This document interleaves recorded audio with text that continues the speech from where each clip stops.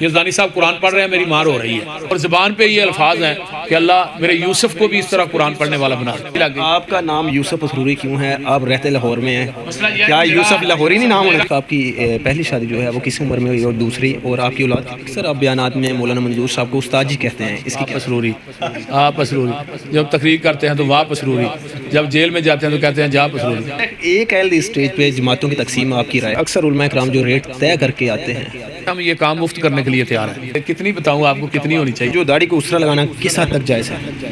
آپ کی اس بات کی مخالفت بھی کریں گے کہ جو امیر محترم کہیں گے ہم اس کو مانیں گے۔ کھڈیاں میں پیش آنے والا جو سمیع الرحمان کا بڑا المناک واقعہ ہے سمیع الرحمان۔ جی السلام علیکم ناظرین، آج ہم موجود ہیں مولانا یوسف اسروری صاحب کے پاس، اور لاک ڈاؤن کی وجہ سے یہ بھی گھروں میں اس وقت مسحور ہیں، تو آئیے جانتے ہیں دعوت و تبلیغ کا کام یہ اس وقت کس طرح سلسلہ یہ جاری رکھے ہوئے ہیں۔ جی السلام علیکم۔ جی وعلیکم السلام ورحمۃ اللہ۔ جی شیخ کیا حال ہے؟ جی الحمدللہ۔ شیخ کس طرح آج کل لاک ڈاؤن میں کس طرح آپ کا گزارا اور جو معاملات ہیں وہ آپ ذرا عوام الناس کو آگاہ کیے۔ لاک ڈاؤن میں نحمدہ و نصلی علی رسول الکریم، اما بعد، فاعوذ باللہ السمیع العلیم من الشیطان الرجیم، بسم اللہ الرحمن الرحیم، یا ایھا الذین آمنوا استعینوا بالصبر والصلاۃ ان اللہ مع الصابرین۔ جب بھی کوئی مصیبت یا پریشانی یا آزمائش یا ابتلا آتی ہے تو اس میں قرآن نے کہا ہے کہ اللہ کی استعانت یعنی مدد طلب کرو نماز کے ساتھ اور صبر کے ساتھ۔ تو یہ جو وبا کرونا کی پھیلی ہوئی ہے، جس سے لوگوں کی جانیں بھی جا رہی ہیں، لوگ گھروں میں محصور ہیں، ہم ہی نہیں تمام لوگ ہیں، بڑے بڑے کاروباری لوگ اور تاجر لوگ جو ہیں وہ گھروں میں اس وقت محصور ہیں۔ پہلے نمبر پہ تو دعا کرنی چاہیے کہ اللہ اس وبا کو اس جگہ پہ لے جائے جہاں کوئی بھی جاندار چیز نہیں ہے، تمام مسلمانوں کو اس وبا سے اللہ محفوظ فرمائے۔ دوسرے نمبر پہ بات ہے کہ علماء جو ہیں، خطباء، جو کہ دن میں کتنے کتنے طویل سفر کرتے ہیں قرآن و حدیث کی وجہ سے، تبلیغ کی وجہ سے، اور میرا بھی یہی روٹین تھی کہ ایک دن میں 1200 کلومیٹر ہماری گاڑی جو ہے نا وہ ڈیلی چلتی ہے۔ میرا ذہن کہتا ہے کہ پچھلے 2018 نومبر میں ہم نے گاڑی لی تھی، تو تقریباً اب تک وہ گاڑی 1.5 لاکھ کے کلومیٹر کے قریب چل چکی ہے۔ تو اس طرح سفر دن بہ رات، اور باقی جہازوں کے سفر اور ٹرینوں کے سفر جو ہیں وہ علیحدہ ہے۔ مسئلہ یہ ہے کہ گھر میں ہم جیسے لوگوں کا رہنا تو مشکل ہے، ہاں جی بہت زیادہ، کہ جو لوگ سفر میں ہوں، لوگوں میں میل جول ہو، لوگوں سے ملاقاتیں ہوں ہر روز، پھر رات کو واپس آنا، یعنی رہنا گھر میں نیندیں بھی نہیں پوری ہوتی۔ ہاں جی، نیند بھی پوری نہیں ہوتی، یعنی دن رات۔ جب یہ لاک ڈاؤن لگا تھا اس وقت بھی ایک دن میں 2 3 پروگرام تھے رمضان سے پہلے، یعنی کہ صحیح بخاری کی تقریب کہیں تھی، مغرب کے بعد درس کہیں تھا، عشاء کے بعد کہیں تھا، لیکن وہ انتہائی رمضان تک مصروفیت کے دن ہوتے ہیں۔ باقی رمضان میں بھی مصروفیت ہوتی ہے، افطاری کہیں، سری کہیں، درس کہیں، فجر کا درس کہیں، تراویح کے بعد کہیں، اس طرح پروگرام ہوتے ہیں۔ شیخ آپ نے دعوت و تبلیغ کا کام کب سے شروع کیا ہے؟ میں نے 1997 میں میں نے یہ کام شروع کیا ہے، 1997 96 97، یعنی کہ 96 میں نے شروع کر دیا تھا۔ جمعہ جو پہلی دفعہ میں نے جمعہ شروع کیا تھا نا، وہ گجرانوالہ میں جامع مسجد قدس ہے جناح روڈ پہ، وہاں 1995 31 دسمبر کو تقریب بخاری ہوئی تھی جامعہ اسلامیہ گجرانوالہ میں۔ آپ کو ڈیٹ بھی یاد ہے؟ ہاں جی، 31 دسمبر صحیح تقریب بخاری ہوئی تھی ہماری جامعہ اسلامیہ میں 1995 میں، ٹھیک ہے جی۔ 1996 میں یعنی کہ ادھر تقریب بخاری ہوئی، ادھر میں نے جمعہ شروع کر دیا، لیکن دوران طالب علمی کے دوران میں نے کوئی جمعہ نہیں پڑھایا، کوئی تقریر نہیں کی، کسی مسجد میں نماز نہیں پڑھائی، کسی مسجد میں بچے نہیں پڑھائے، نہ کہیں ٹیوشن پڑھائی ہے، صرف تعلیم ہی حاصل کی ہے، علم حاصل کر کے۔ ہاں جی علم ہی حاصل کیا ہے۔ تو 1999 میں نے پڑھنا شروع کیا تھا، جامعہ عربیہ ہے مرید کے میں، وہ ادارہ ہے، اب وہ نہیں رہا، لیکن وہ طالب علم تھوڑے بہت ہوں گے، لیکن نہیں، اس وقت 1999 میں پڑھنے کے لیے جامعہ عربیہ مرید کے میں آیا تھا۔ سب سے پہلے میرے استاد جو اس جامعہ میں تھے وہ حافظ شفیق الرحمان یزدانی صاحب ہیں، وہ انتہائی مشفق، انتہائی شفیق میرے استاد ہیں۔ 5 سال میں نے ان سے پڑھا تھا، پھر اس کے بعد میں جامعہ اسلامیہ گجرانوالہ میں چلا گیا، وہاں جا کے میں نے پھر 2 سال ادھر پڑھا، تو 95 میں فارغ ہو گیا۔ تو اسی وجہ سے پھر اس کے بعد جو میرا گاؤں ہے رتا جٹھول، پسرور کے قریب ہے بالکل، ہمارے گاؤں میں تقریباً 10 15 16 بچے حافظ قرآن تھے، اور اتنی ہی بچیاں حافظ قرآن تھیں، اور اس گاؤں میں بیسیکل جو یہ دین کا ماحول تھا، اس کی سب سے بڑی وجہ ہمارے ایک بقیت الشرف میرے استاد محترم جنہوں نے میرے کان میں اذان دی تھی، مولانا عبدالقیوم سلفی صاحب تھے رحمۃ اللہ علیہ، وہ فوت ہو چکے ہیں۔ ان کا ہی سب سے زیادہ جو ہے نا دین کی طرف مجھے لانا، اور قرآن جو حفظ کیا تھا وہ میں نے اپنے گاؤں میں کیا تھا۔ صدقہ جاریہ چھوڑ، ہاں جی، وہ صدقہ جاریہ، اللہ تعالیٰ ان کی قبر کو اپنے نور سے منور فرمائے۔ وہ بہت ہی مشفق اور مہربان استاد تھے، انہوں نے میری بہت زیادہ تربیت کی ہے، بنیادی طور پر ان کا بہت زیادہ میری تربیت میں، پڑھانے میں۔ اور ادھر میری والدہ محترمہ تھی، سب سے آپ کا گھرانہ بھی اسلامی تھا؟ نہیں، گھرانہ میرا تو جٹ فیملی سے تعلق ہے، جٹھول جٹ فیملی سے تعلق ہے، تو میرے گھرانے میں کوئی حافظ قرآن نہیں تھا۔ میرے جو بزرگ تھے نا وہ بھی ایک کھیتی باڑی کرنے والے، محنت مزدوری کرنے والے انسان تھے، تو انہوں نے محنت کر کے ہمیں حلال رزق کھلایا ہے۔ ان کا کردار ہے آپ کو یہاں تک لانے میں؟ میری والدہ کا سب سے بڑا کردار ہے۔ والدہ محترمہ ہمارے نا گاؤں کے قریب ایک باسپنو گاؤں ہے، مولانا اعظم صاحب شیخ الحدیث صاحب نے سنے ہیں؟ شیخ الحدیث مولانا اعظم صاحب میرے استاد تھے، ان سے میں نے مسلم پڑھی ہے، بلکہ بہت سارے کبائر علماء اور خطباء کے وہ استاد تھے۔ ان کا گاؤں ہے وہ باسپنو، ہمارے گاؤں کے بالکل ساتھ ہے۔ وہاں نا حضرت مولانا حبیب الرحمن یزدانی رحمہ اللہ تشریف لائے تھے تقریر کرنے کے لیے۔ اس دن مولانا صادق سیالکوٹی فوت ہوئے تھے، ان کا نماز جنازہ وہ پڑھ کے ہمارے گاؤں کے پاس ہی ایک نا وہ بہت اونچا سا ایک بن ہے، وہ اس وقت کچا تھا، وہاں انہوں نے گاڑی کھڑی کی، وہاں سے پیدل چل کے، ساون کے دن تھے، بارش بھی بڑی تھی، پانی بہت زیادہ تھا، وہ اسی طرح ایک چھوٹا سا نالا یعنی کہ جس کو پنجابی میں سوا کہتے ہیں، وہ سوا کراس کر کے آئے۔ ان کے سارے کپڑے جو ہے نا وہ پانی سے بھیگے ہوئے تھے اور مٹی سے بھرے ہوئے تھے، وہ کپڑے انہوں نے اتارے، تو پھر انہوں نے تہمت باندھا، ایک قمیض وہاں سے ایک ماسٹر عبدالغفور سے ان کی قمیض لے کے پھر انہوں نے ڈالی، یعنی وہ کپڑے پہن کر انہوں نے پھر تقریر کی، کتنے گھنٹے؟ 2.5 گھنٹے تقریر کی۔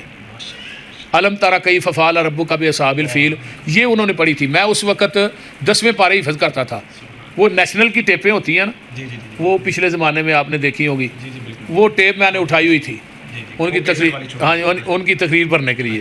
مجھے بہت زیادہ شوق ہوتا تھا نا علماء کی تقریر سننے کا، علماء کی تقریروں سے شعر لکھنے کا، پھر اس کو یاد کرنے کا، اس کو پڑھنے کا، یہ میرا شوق تھا۔ تو میری والدہ محترمہ وہ تقریر کر رہے ہیں، والدہ محترمہ نا جو مسجد کی باری تھی نا باہر کی سائڈ لگی ہوتی ہے گلی میں، اس کے ساتھ میری والدہ محترمہ کھڑی ہیں، یزدانی صاحب قرآن پڑھ رہے ہیں، میری ماں رو رہی ہے، اور زبان پہ یہ الفاظ ہیں کہ اللہ میرے یوسف کو بھی اس طرح قرآن پڑھنے والا بنا دے، اللہ اس طرح کا عالم میرے یوسف کو بھی بنا دے۔ سبحان اللہ، یعنی کہ والدہ کا بہت اہم کردار ہے۔ ہاں جی، بہت زیادہ۔ میں نے نادرہ قرآن بھی اپنی والدہ سے پڑھا ہے، اور میری والدہ کی یہ دعائیں ہیں، اور ہاں جی الحمدللہ، پوری دنیا میں آپ کا نام ہے۔ ہاں جی الحمدللہ، اور اللہ نے بہت زیادہ کام لے رہا ہے دین کا۔ آپ کس مدرسہ سے فارغ ہیں؟ میں جامعہ عربیہ جو مرید کے میں ہے 5 سال وہاں پڑھا ہوں، پھر جامعہ اسلامیہ گجرانوالا وہاں سے میں نے فارغ ہوا ہوں، اور میں نے وفاق بھی کیا ہے، ایم اے اسلامیات بھی کیا ہے، ایف اے بھی کیا ہے۔ دنیاوی تعلیم بھی؟ ہاں دنیاوی تعلیم ایف اے کی۔ ہاں جی، تو شاید معیشت کو تو لاک ڈاؤن میں بہت زیادہ نقصان پہنچا ہے، تو اس میں آپ کی جو ہے علماء بھی اس میں شامل ہیں، لیکن میں یہ ایک گزارش کرنا چاہتا ہوں کہ ہمارے خطباء جو ہے نا، جو بیچارے معروف خطباء ہیں، ان کا ذریعہ معاش بھی یہی ہے، ذریعہ نجات بھی یہی ہے، ٹھیک ہے، اور کوئی وہ کاروبار تو کر نہیں سکتے، لیکن میں پوری اپنی مسلک اہل حدیث کے جو لوگ ہیں ان کے سامنے یہ گزارش کرنا چاہتا ہوں کہ اتنی بے حسی جو ہے نا وہ دکھانی اچھی بات نہیں۔ اگر اپنی مساجد میں راشن تقسیم کرتے ہیں، غرباء کی خدمت کرتے ہیں، تو جو مسجد میں خطیب ہے، قاری ہے، اس کی خدمت کیوں نہیں کرتے؟ بے شک صحیح بات ہے۔ جو 5 ٹائم نمازیں پڑھاتا ہے، جمعہ پڑھاتا ہے، اس کی خدمت، اس کی تنخواہ 1000 بھی زیادہ کرنا بہت سمجھتے ہیں، تو کہتے ہیں کہ فلاں حاجی صاحب نے 5.5 لاکھ کا راشن تقسیم کر دیا، فلاں نے 12 لاکھ کا۔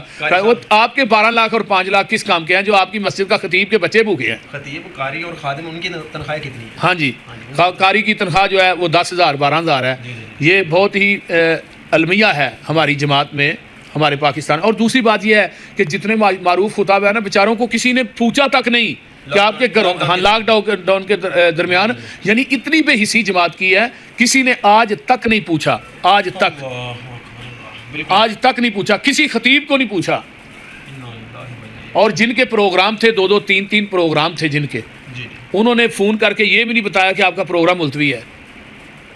ان کو یہ ہے کہ ان کو سوشل میڈیا یا میڈیا کے ذریعے پتہ چل گیا ہے. ہاں جی ان کو یہ تھا بس یہی ہے کہ لاک ڈاؤن ہے, ابھی اب کوئی پروگرام تو ہو نہیں سکتا, پابندی لگ گئی. آپ کا نام یوسف اسروری کیوں ہے؟ آپ رہتے لاہور میں ہیں, مسئلہ یہ ہے کیا کہ یوسف لاہوری نہیں نام ہونا چاہیے تھا؟ میرا پچھلا گاؤں جو ہے نا وہ پسرور کے بالکل قریب ہے نا, رتھا جٹھول, وہی گاؤں مولانا عبداللہ نثار صاحب کا ہے.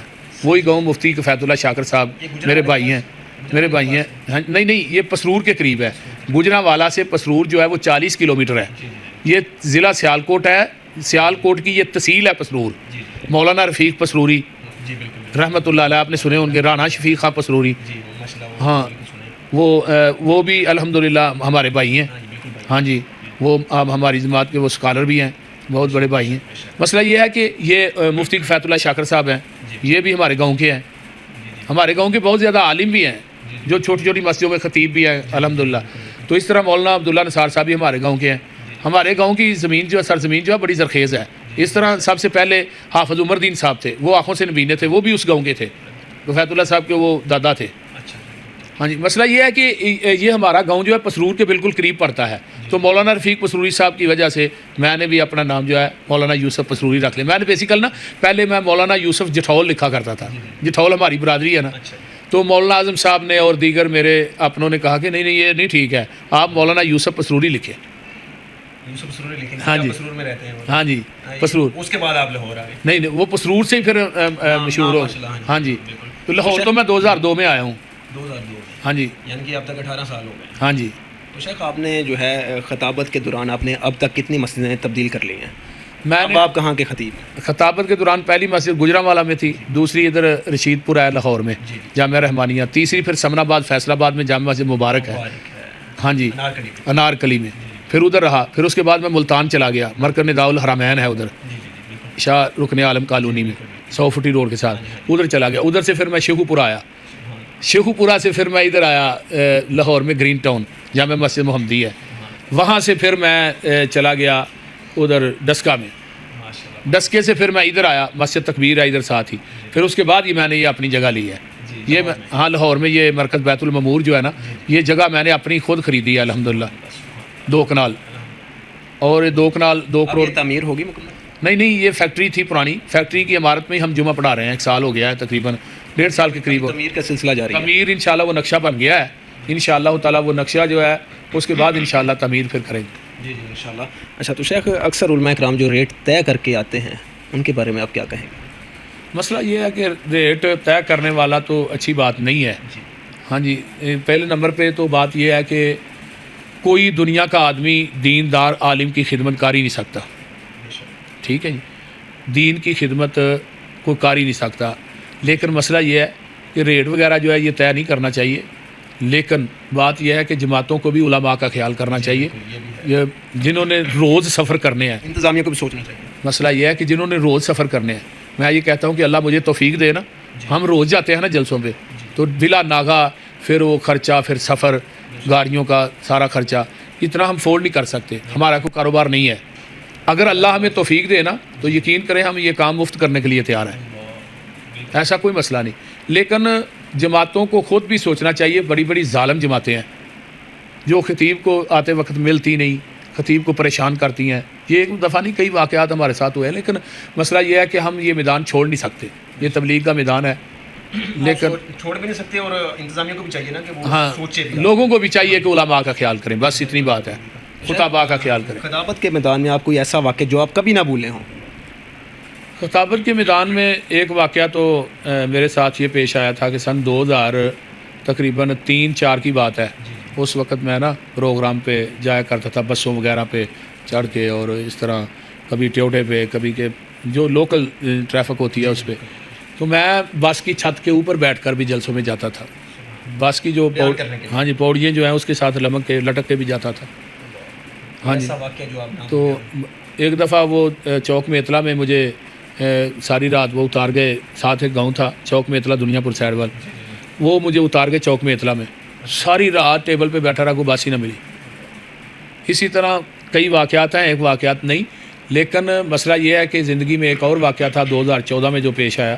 وہ میں ڈسکا سے ایک شادی حال کا افتتاح کر کے درس دے کے نکلا گجرانوالے کی طرف, تو راستے میں مجھے گرفتار کر لیا اس وقت. ہاں جی, پولیس نے اس وقت گرفتار کیا. 2 دن میرا پتہ ہی نہیں چلا کہاں انہوں نے چھپا لیا ہے, کہاں. پھر اس کے بعد میں فیصل آباد سینٹرل جیل میں گیا. ہاں جی، وہ تاندلیہ والا میں ایک تقریر کی تھی عید میلاد النبی کی شرعی حیثیت پہ، وہاں سے اس کا پرچہ تھا، اس پہ سلسلہ میں انہوں نے گرفتار کیا. تو بہرحال کئی واقعات ہیں، کئی دفعہ ایسا بھی ہوتا ہے کہ جلسہ کرانے والے جو ہیں وہ یعنی کہ وہ ملتے ہی نہیں. جب پرچہ ہو جاتا ہے پھر نہیں ملتے؟ نہیں، پرچہ ایک نہیں ہوا، پرچے بڑے ہوئے ہیں. جب پرچہ ہو جاتا ہے بعد میں انتظامیہ پوچھتی ہے؟ بس بعد میں خود ہی بھگتنا پڑتا ہے. یہ تو وہی بات ہے نا بھائی، جب تقریر کرنے کے لیے آتے ہیں کہتے ہیں آپ اسروری، آپ اسروری. جب تقریر کرتے ہیں تو واپ اسروری، جب جیل میں جاتے ہیں تو کہتے ہیں جا اسروری. ہاں جی. اچھا، تو شیخ خطابت کے میدان میں جب علماء کرام ٹائم دے کر وہاں جلسے میں نہیں پہنچتے، ان کے بارے میں آپ کیا کہیں گے؟ مسئلہ یہ ہے کہ وعدے کے بارے میں بھی پوچھ ہونی ہے. ان اللہ کا کان مسئولہ، وعدے کے بارے میں پوچھا جائے گا. پہلے نمبر پہ وعدہ دینا ہی نہیں چاہیے اگر جا نہیں سکتے. ہاں کوئی شرعی مجبوری ہے تو پھر تو کوئی بات نہیں. اگر جان بوجھ کے کوئی خطیب یا عالم کرتا ہے کہ وہ وعدے پہ جاتا نہیں، یہ زیادتی ہے. لیکن میں الحمدللہ اپنی بات یہ چھوٹی کے ساتھ کرتا ہوں، کوئی اتنے سالوں میں کوئی شاد و نادر ایک واقعہ ہوگا یا 2 یا 3 واقعات ہو گئے، ورنہ ہاں کوئی مجبوری کی بنا. لیکن میں جہاں وعدہ دیتا ہوں میں پہنچتا ہوں. اور گانے کی طرز پہ جو اشعار پڑھے جاتے ہیں؟ نہیں، گانے کی طرز پہ نہیں پڑھنے چاہیے، اور تھوڑی طرزیں ہیں. گانے کی طرز ضروری ہے تو پڑھنا مناسب نہیں؟ نہیں، گانے کی طرز پہ نہیں پڑھنا چاہیے. ہاں ایک طرف یہ بھی کہتے ہیں علماء کہ اگر برائی کا توڑ اچھائی میں کیا جائے اسی انداز میں یہ ٹھیک ہے. لیکن میں یہ کہتا ہوں کہ نہیں، گانوں کی طرز میں نہیں پڑھنا چاہیے. اپنی طرز جو اللہ نے دی ہے نا اس میں پڑھنا چاہیے. تو شیخ آپ کی پہلی شادی جو ہے وہ کس عمر میں ہوئی اور دوسری، اور آپ کی اولاد کتنی ہے؟ میری پہلی شادی جو ہے نا وہ 1996 16 مئی میں ہوئی. 16 مئی میں. اس وقت میری عمر تھی 22 سال. 22 سال. ہاں جی. تو دوسری شادی میری 2005 میں ہوئی. 2005؟ ہاں جی. تو شیخ اس وقت کدھر ہیں آپ کی؟ لاہور میں ہے کہ نہیں؟ یہ ایک لاہور میں ہے، ایک قصور میں ہے. ہاں جی. اولاد آپ کی ماشاءاللہ بچے؟ پہلی بیوی میں 3 بیٹے ہیں میرے، ادیب الرحمن، عتیق الرحمن، حسیب الرحمن. اور دوسری جو ہے نا وائف، اس سے 2 بیٹے ہیں. ایک کا نام ابو مرسد ہے، دوسرے کا نام حویرس ہے. تو آپ کے خاندان میں پہلے کوئی عالم تھا؟ نہیں، سب آپ ہی ماشاءاللہ؟ ہاں جی. ایک میرا بیٹا ہے جو الحمدللہ حافظ قرآن ہے، حافظ قرآن ہے، عتیق الرحمن پسروری ہے، عالم دین ہے. یہ محمدیہ لوکو ورک شاپ سے یہ پچھلے سال ہی فارغ ہوا ہے الحمدللہ. یہ خطیب ہے. ہاں جی. یہ لاہور میں جمعہ پڑھا رہے ہیں؟ نہیں، ادھر رائے ونڈ کے ساتھ نا ایک جلال پورہ ہے، ادھر مستقل جمعہ پڑھاتا ہے. ہاں جی. جب میں اپنے مرکز سے جمعہ چھوڑتا ہوں نا، یہ پھر میری جگہ پہ جمعہ پڑھاتا ہے الحمدللہ. بس دعا کریں اللہ اس کو صحت دے، زندگی دے. اس سے چھوٹا جو بیٹا ہے حسیب، وہ بھی الحمدللہ محمدیہ لوکو ورک شاپ میں دوسرے سال میں پڑھ رہا تھا، اس دفعہ تیسرے سال میں پڑھے. یعنی کہ آپ سے پہلے کوئی عالم نہیں تھا، آپ کے بعد آپ صدقہ جاریہ کے طور پہ یہ چھوڑ کے؟ ہاں جی انشاءاللہ. بس میری سب سے چھوٹا بیٹا جو ہے نا حویرس ہے، وہ ماشاءاللہ بہت تیز ہے، لائق بھی ہے، باتیں بہت زیادہ کرتا ہے. لیکن اس کو میں انشاءاللہ چاہتا ہوں کہ اس کو حافظ قرآن بناؤں، دین کا عالم بناؤں. دعا کریں بس اللہ اس کو صحت دے، زندگی دے، اور اس کو اللہ حافظ قرآن بنائے اور اس کو دین کا پہرے دار بنائے. اس سے بڑا جو ہے نا وہ اور لین ہے اس کی دنیاوی لین ہے. ہاں جی. چلو کچھ نہیں، کوئی ایک بھی ہونا چاہیے. دینی گھرانہ تو ہے نا الحمدللہ، چلے نمازی تو ہے نا؟ ہاں جی. سب میرے سارے بیٹے نمازی ہیں الحمدللہ. میری بیویاں بھی نماز پڑھتی ہیں، بیٹے بھی نماز پڑھتے ہیں. ہاں جی. شیخ کھڈیاں میں پیش آنے والا جو سمیع الرحمان کا یہ واقعہ، بڑا المناک واقعہ ہے. سمیع الرحمان وہ جو درندہ ہے نا، بھیڑیا ہے، پولیس کی وردی کی شکل میں، پولیس کی وردی پہن کر اس نے صفاقانہ حرکت کی ہے. ہم اس کا مکمل طور پہ میں اس کی تردید کرتا ہوں، اور میں انشاءاللہ تعالی موجودہ جو حکومت ہے اس سے یہ اپیل کروں گا کہ وہ سمیع الرحمان جو ہے نا، اس بیٹے کو اس نے بہیمانہ طور پر شہید کیا ہے. اس کے ماں باپ کو اللہ صبر دے، اور اس بچے کو اللہ جنت میں اعلیٰ مقام دے. وہ حافظ قرآن تھا، اس نے پہلی دفعہ مصلی سنایا تھا. تو اس کے باپ اور اس کی والدہ جو ہے اللہ اس کو صبر جمیل عطا فرمائے. اور اس درندے کو کھڈیاں کے مین چوک میں پھانسی پہ لٹکانا چاہیے. یعنی کہ آپ کا مطالبہ ہے؟ ہاں جی. ہم یہ تمام اہل حدیث جتنے بھی خطباء علماء ہیں، ہمارا سب کا یہ مطالبہ ہے، مرکزی جمعیت اہل حدیث کے جتنے بھی خطباء اور علماء ہیں، جو بھی اہل حدیث ہے، کہ اس کو اس کی جرم کی سزا ملنی چاہیے. اس نے نجائز کام کیا ہے نا، ظلم کیا ہے بہت زیادہ. وہ قتل کر دیا. ہاں جی. پھر وہ آمادہ کر رہا تھا برائی کرنے پہ آمادہ کر رہا تھا. لیکن اس کو درندے کو چھوڑنا نہیں چاہیے. ہاں جی شیخ اکثر آپ بیانات میں مولانا منظور صاحب کو استاد جی کہتے ہیں، اس کی کیا وجہ ہے؟ مسئلہ یہ ہے کہ 1997 میں مولانا منظور صاحب نے اپنی گاڑی میں مجھے بٹھایا تھا. سب سے پہلی تقریر یہ جو الہ آباد ٹھی موڑ ہے نا، اس کے ساتھ ہے پاگی وال لواں والا ایک قصبہ ہے، اس وہاں جا کر میں نے کی تھی. تو 6 مہینے میں مولانا منظور صاحب کے ساتھ رہا. مولانا صاحب اس وقت تک تقریر ہی نہیں کرتے تھے جب تک میری تقریر نہیں ہوتی تھی، لیکن اس وقت مجھے لوگ 10 منٹ ٹائم نہیں دیتے تھے. استاد جی کہنے کی وجہ یہ ہے؟ ہاں جی، خطابت کے میدان میں انہوں نے کافی ہماری تربیت کی ہے نا، تو اس وجہ سے وہ ان کو استاد جی کہتا ہوں اور ان کو میں روحانی باپ بھی سمجھتا ہوں. مسئلہ یہ ہے کہ اس میدان میں لانے والے وہ ہیں. 106 راوی روڈ ہمارا بتی چوک میں دفتر ہے، مرکزی دفتر، وہاں سے انہوں نے مجھے گاڑی میں بٹھایا تھا 1997 میں. تو 6 مہینے تک میں ان کے ساتھ رہا. انہوں پہلے میری 10 منٹ تقریر، تو میں نے جب بعض دفعہ مجھے کوئی ٹائم نہیں دیتا تھا تو میں بڑا پریشان ہو جاتا تھا. تو وہ میری حوصلہ افزائی اس طرح کرتے تھے، آج یہ آپ کو ٹائم نہیں دیتے، ایک وقت آئے گا آپ نے ان کو ٹائم نہیں دینا. ہاں جی. اچھا شیخ، ایک اہل اسٹیج پہ جماعتوں کی تقسیم، آپ کی رائے؟ ہاں جی. ایک اہل اسٹیج ہے، اس پہ جماعتوں کی تقسیم ہو گئی ہے، تو اس پہ آپ کیا کہیں گے؟ یہ کیا معاملہ ہے؟ مسئلہ یہ ہے کہ ہماری جو فعال جماعت ہے نا، جو مولانا اسماعیل سلفی، سید داؤد غزنوی سے چلی آ رہی ہے، وہ مرکزی جمعیت اہل حدیث ہے جو دعوت و تبلیغ کا کام کر رہی ہے. باقی تمام جماعتیں جو ہیں نا وہ اس جماعت سے بنی ہیں. دعویٰ بھی اس کے بعد آئی ہے، مرکز دعویٰ ملک شاہ جو ہے یہ اس کے بعد ہی آئی ہے. اور یہ باقی جو متحدہ جماعت ہے، اور اس کے بعد جماعت اہل حدیث ہے روپڑیوں کی، اب حافظ عبدالقادر روپڑی صاحب، یہ ان کی وہ تو ہمیشہ ہی الگ رہے ہیں نا شروع سے.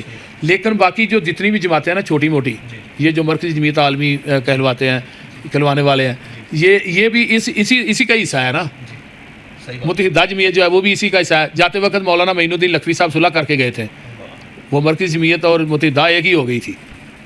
تو مولانا محمد حسین شیخو پوری رحمۃ اللہ علیہ وہ سرپرست تھے جب فوت ہوئے ہیں مرکزی جمعیت اہل حدیث کی. ہاں جی. تو مرکزی جمعیت اہل حدیث جو ہے یہ خطباء کی جماعت ہے. مرکزی جمعیت اہل حدیث جو ہے یہ سلف صالحین کی جماعت ہے. ہمارے بڑے بڑے اکابر علماء اس جماعت کا حصہ رہے ہیں، بڑے بڑے شیوخ اس جماعت کا حصہ رہے ہیں. تو الحمدللہ ہمارے جو امیر محترم ہیں حضرت پروفیسر ساجد میر صاحب حفظہ اللہ تعالی، اللہ ان کو لمبی زندگی عطا فرمائے، الحمدللہ وہ ہماری جماعت کے امیر ہیں. اور ناظم اللہ حافظ عبدالکریم صاحب ہیں حفظہ اللہ. تو جتنے بھی باقی الحمدللہ عہدیداران ہیں مرکزی جمعیت اہل حدیث کے، میرا یہ تمام لوگوں سے، اپنے ہم مسلک بھائیوں سے گزارش ہے کہ جماعت کے ساتھ وابستہ ہو جاؤ. دنیا میں ہر قسم سی وبا سے پاک جو جماعت ہے نا وہ مرکزی جمعیت اہل حدیث ہے. امیر محترم کا ایک بیان ہے کہ انہوں نے کہا کہ جی آپ دوسری جماعت کے اسٹیجوں پہ آپ نہیں جائیں، تو کیا آپ اس بات کے حق میں ہیں؟ مسئلہ یہ ہے کہ جو امیر محترم کہیں گے ہم اس کو مانیں گے. مرکزی جمعیت اہل حدیث کا جو ایک رول ہے، قانون ہے، ڈسپلن ہے، ہم اس کے تحت ہی چلیں گے. اس کے بغیر تو ہم نہیں چل سکتے. ہاں جی. عالم دین درس قرآن یا بیانات دیتا ہے تو کم از کم خدمت کتنی ہونی چاہیے؟ میں نے کتنی بتاؤں آپ کو کتنی ہونی چاہیے؟ جتنا کم از کم کرایہ اتنی تو ظاہری بات ہے. مسئلہ یہ ہے کہ گاڑی کا خرچہ نکال کر نا کم سے کم 8-10 ہزار روپیہ جو ہے وہ خطیب کو دینا چاہیے. ہاں جی، گاڑی کا خرچہ نکال کر. تو باقی جتنی بھی ہو سکے، لیکن اتنے لوگ دیتے رہی. ہاں جی. مسئلہ یہ ہے کہ ہمارے مسلک کا کام ہونا چاہیے. ہمارے مسلک کے جلسے زیادہ اسی وجہ سے ہوتے ہیں نا کہ یہ معقول خدمت کرتے ہیں. مثلا 10,000 12,000 15,000 وہ اسی میں سے گاڑی کا خرچہ نکالنا ہوتا ہے، اسی میں سے ڈرائیور کی تنخواہ بھی دینی پڑتی ہے، اسی میں سے سارے گھر کے اخراجات جو ہیں وہ بھی اٹھانے پڑتے ہیں. میں نے آگے آپ کو بتایا ہے کہ اللہ بس نا خطباء اور علماء کو اپنا کاروبار دے. ہاں جی. لاک ڈاؤن میں کم از کم وہ تو چلتا رہے. ہاں جی، وہ تو چلتا رہے. لاک ڈاؤن میں جماعتیں ساتھ چھوڑ جاتی ہیں نا. ہمارے ایک اس بار یہ چھوڑا ہی ہے نا. ہاں جی، بہت زیادہ چھوڑا ہے. مولانا اسماعیل عتیق صاحب ہیں ہماری جماعت کے، وہ بتا رہے تھے میں نے 14 سال ہو گئے ہیں سمندری میں جمعہ پڑھاتے ہوئے. میں نے ان کو کہا بھی عید ہے، میرے چھوٹے چھوٹے بچے ہیں، تو مجھے کوئی تنخواہ وغیرہ ہی دے دو یا کوئی عید وغیرہ ہی دے دو. کہنے لگے انہوں نے 5,000 روپیہ دے دیا. کہنے لگے تنخواہ جب ہم دیں گے اسے کاٹ لیں گے. یعنی کہ وہ بھی کاٹنے ہیں. ہاں جی. یہ ظلم نہیں ہے. ایک 14 سال سے آپ کے پاس ایک خطیب ہے تو آپ اس کو عید وغیرہ پہ بھی اس کے بچوں کی خدمت نہیں کرتے، اس کی خدمت نہیں کرتے. یہ تو بہت بڑا ظلم ہے. خدمت کر کے وہ بھی کہہ دی کہ لے لیں آپ. ہاں جی. شیخ، یہ جو داڑھی کو اسرا لگانا کس حد تک جائز ہے؟ داڑھی کو بیسیکل اسرا لگانا نہ نیچے سے جائز ہے نہ اوپر سے جائز ہے، جو صحیح مسئلہ ہے. نبی علیہ الصلوۃ والسلام نے نہ خط اوپر سے کیا ہے نہ نیچے سے کیا ہے. آپ کی قدرتی طور پر ہی یہاں بال نہیں تھے، لیکن ہمارے جو حافظ عزیز میر محمدی صاحب تھے، مولانا رفیق سلفی صاحب، راہ والی والے مولانا اعظم صاحب، وہ یہاں سے خط کرتے تھے، شیخ القرآن بھی کرتے تھے، یہاں سے نہیں یہاں سے وہ کرتے تھے. وہ ان کا شیخ القرآن فرمایا کرتے داڑھی اس طرح کی رکھو جو سونی بھی لگے، خوبصورت لگے. یہ نہیں کہ داڑھی ادھر سے کھر رہی ہو ادھر سے کھر رہی ہو، یہاں تک بال چڑھے ہوں. لیکن یہ صاحب کہتے تھے لاہیا تک لہیا ہے، چباڑی تک داڑھی ہے، چباڑی سے اوپر جو بال ہیں وہ داڑھی میں شامل نہیں. یہ چباڑی سے اوپر جو بال، ہاں جی، یہ داڑھی میں شامل نہیں. یہاں یہ جو ہے یہ صاف کر رہے ہیں. آپ کی اس بات کی مخالفت بھی کریں کئی بار؟ ہاں جی، مخالفت بھی ہوگی آپ کی اس بات؟ نہیں، وہ بات کرتے ہیں، لیکن مسئلہ یہ ہے کہ میں کسی عالم یا کسی بزرگ کی بات کو حجت نہیں کہتا. یہ ان کی اپنی رائے ہے، لیکن سنت افضل جو ہے وہ پیغمبر کی سنت ہے. اگر میں خط کرتا ہوں یا اور کوئی کرتا ہے یا اور کوئی بزرگ کرتا ہے کوئی بھی، اس کی ذاتی یہ غلطی ہے. ٹھیک ہے جی. نبی علیہ الصلوۃ والسلام کی داڑھی پوری تھی، نہ آپ نے اوپر سے خط کیا تھا نہ نیچے سے، نہ خط جائز ہے نہ لفافہ جائز ہے. شیخ آخر میں آپ عوام الناس کو کیا پیغام دینا چاہیں گے؟ آخر میں یہی پیغام دوں گا کہ اپنی جماعت کے جو مقامی خطباء ہیں مساجد میں، ان کا زیادہ سے زیادہ دھیان رکھیں. جو آپ کے خطیب ہیں، مسجد کے امام ہیں، قاری ہیں، ان کا خیال رکھیں. باقی جو آپ کے دین کے پہرے دار ہیں ان کا خیال رکھیں، کیونکہ ان لوگوں کی وجہ سے، جو عوامی، ان لوگوں کی وجہ سے ہمارا دین پھیلا ہے، ہمارا مسلک پھیلا ہے. یہ آپ اندازہ کریں نا، آپ سے 15 سال 10 سال پیچھے چلے جائیں، جہاں 5 مساجد تھی اب وہاں 10 ہیں. یہ کانفرنس ہے، یہ پروگرام، یہ جلسے، ان کی برکت کی وجہ سے ہماری جماعت بھی زیادہ ہوئی ہے اور ہماری مساجد بھی بہت زیادہ ہوئی ہیں.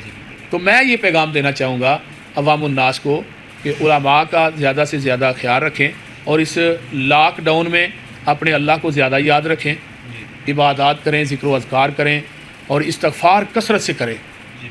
کیونکہ نبی علیہ السلام نے فرمایا من لزم الاستغفار من کل ہم مخرجا، جو استغفار کو لازم پکڑ لیتا ہے اللہ اس کو مصیبت، پریشانی اور دکھوں سے نکال دیتا ہے.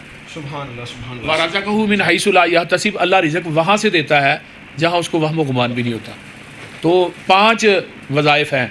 پہلا ہے سبحان اللہ و بحمدہ، بس اتنا ہی.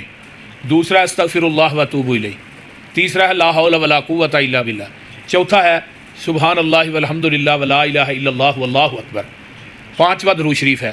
یہ ایک تسبیح روزانہ ہر انسان کو نکالنی چاہیے، ایک تسبیح. پریشانیوں کا علاج، پریشانیوں کا علاج ہے. دنیا میں کلی جتنی بھی پریشانیاں ہیں اللہ اس سے نکال دے گا، کیونکہ لا حول ولا قوۃ الا باللہ میں بھی بڑی طاقت ہے. یہ جنت کے خزانوں میں سے خزانہ ہے. سبحان اللہ و بحمدہ، نبی علیہ السلام نے فرمایا جو کثرت سے پڑھتا ہے اللہ اس کو غیب کے خزانوں سے وافر مقدار میں حلال رزق عطا کرتے ہیں. استغفار کا بھی بہت زیادہ فائدہ ہے، استغفر اللہ و اتوب الیہ. تو اس طرح سبحان اللہ والحمد للہ ولا الہ الا اللہ واللہ اکبر جو انسان پڑھتا ہے، اللہ پاک اس کے نامہ اعمال میں بہت زیادہ ثواب لکھ دیتے ہیں. بلکہ میں نے ایک حدیث بھی اس جمعے میں بیان کی ہے کہ نبی علیہ الصلوۃ والسلام کی ایک چچا زاد بہن تھی، ام ہانی، حضرت ام ہانی رضی اللہ تعالی عنہا. وہ ابو طالب کی بیٹی تھی. وہ بوڑھی ہو گئی، بہت زیادہ کمزور ہو گئی. کہنے لگی اللہ کے رسول مجھے کوئی ایسا وظیفہ بتا دیں، میں بوڑھی ہو چکی ہوں، جو آسانی سے میں پڑھ سکوں، مجھے مشکل درپیش نہ آئے. تو آپ نے فرمایا ام ہانی 100 دفعہ پڑھا کرو سبحان اللہ، سبحان اللہ 100 دفعہ پڑھا کرو، سبحان اللہ سبحان اللہ. ایک تسبیح 100 دفعہ. اللہ آپ کو 100 دفعہ سبحان اللہ پڑھنے کی وجہ سے اولاد اسماعیل میں سے 100 غلام آزاد کرنے کا ثواب اللہ عطا کرے گا. اور نبی علیہ السلام نے فرمایا ہے جو ایک غلام آزاد کرتا ہے اللہ اس کے ہر عضو کے بدلے آزاد کرنے والے کے ہر عضو کو جہنم کی آگ سے اللہ آزاد کر دیتے ہیں. دوسری بات، وہ پہلا ہے سبحان اللہ 100 دفعہ اولاد اسماعیل میں سے 100 غلام آزاد کرنے کا. اولاد اسماعیل کا غلام سب سے مہنگا غلام تھا عرب میں. ہاں جی. دوسری کہا کہ الحمدللہ آپ نے یہ پڑھنا ہے 100 دفعہ. اس کا ثواب کتنا ہوگا 100 دفعہ پڑھنے کا؟ آپ ذرا توجہ فرمائیں. 100 گھوڑا آپ نے خریدا، 100 گھوڑے پہ 100 مجاہد بٹھایا، پھر اس کو میدان جہاد میں اتار دیا. 100 دفعہ الحمدللہ پڑھنے کا اتنا ثواب ہوگا. اور تیسرا لا الہ الا اللہ، یہ بھی 100 دفعہ پڑھنا ہے. اس کا ثواب کتنا ہے کہ 100 اونٹ اللہ کی راہ میں آپ نے صدقہ کر دیا. 100 اونٹ اللہ کی راہ میں صدقہ کرنے کا ثواب ملتا ہے جو لا الہ الا اللہ پڑھتا ہے 100 دفعہ. ام ہانی چوتھا جو کلمہ ہے وہ ہے اللہ اکبر. جو 100 دفعہ اللہ اکبر پڑھتا ہے تملأ بین السماء والارض، زمین آسمان میں جتنا خلا ہے اللہ اس کو نیکیوں سے بھر دیتے ہیں۔ تو میں عوام الناس کو یہ کہوں گا کہ آپ اللہ سے رابطہ نہ توڑیں، اللہ سے رابطہ نہ توڑیں، تنہائی میں اللہ کو یاد کریں۔